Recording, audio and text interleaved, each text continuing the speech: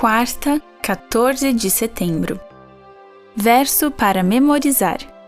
Em verdade lhes digo, se o grão de trigo caindo na terra não morrer, fica ele só, mas, se morrer, produz muito fruto. João 12, 24.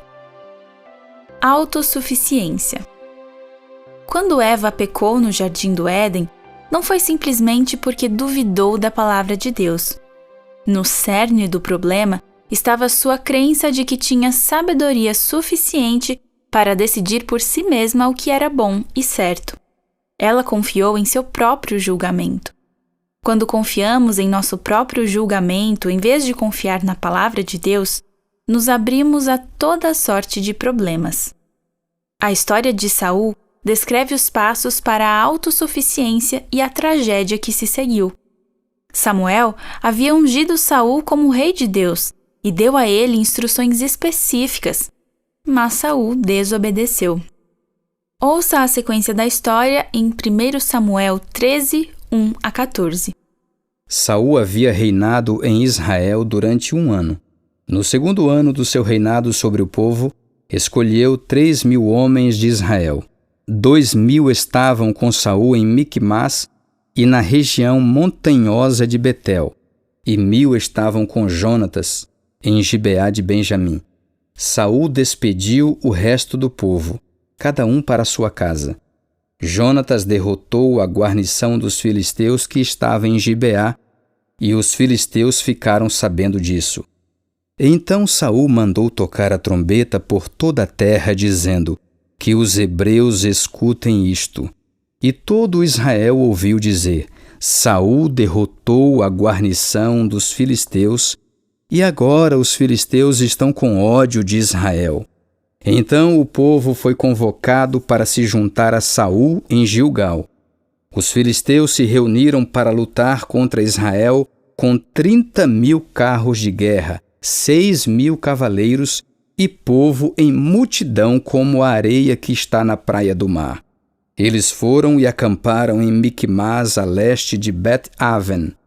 Quando os homens de Israel viram que estavam em apuros, porque o povo estava angustiado, se esconderam em cavernas e em buracos, entre rochas, em túmulos e cisternas.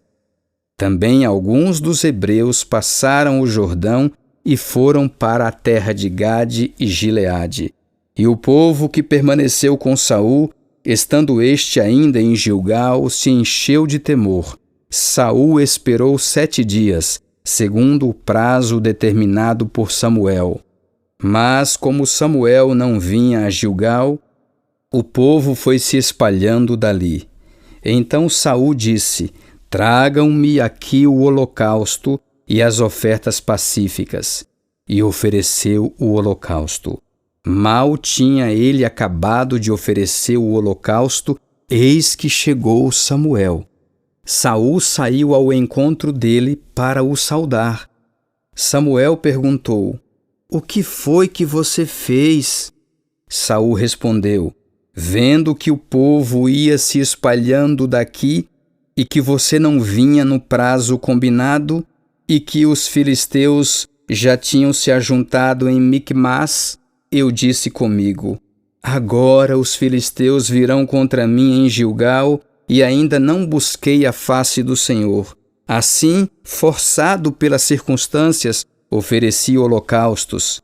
Então Samuel disse a Saul: você cometeu uma loucura, não guardando o mandamento que o Senhor, seu Deus, lhe ordenou, pois o Senhor teria confirmado para sempre o seu reinado sobre Israel.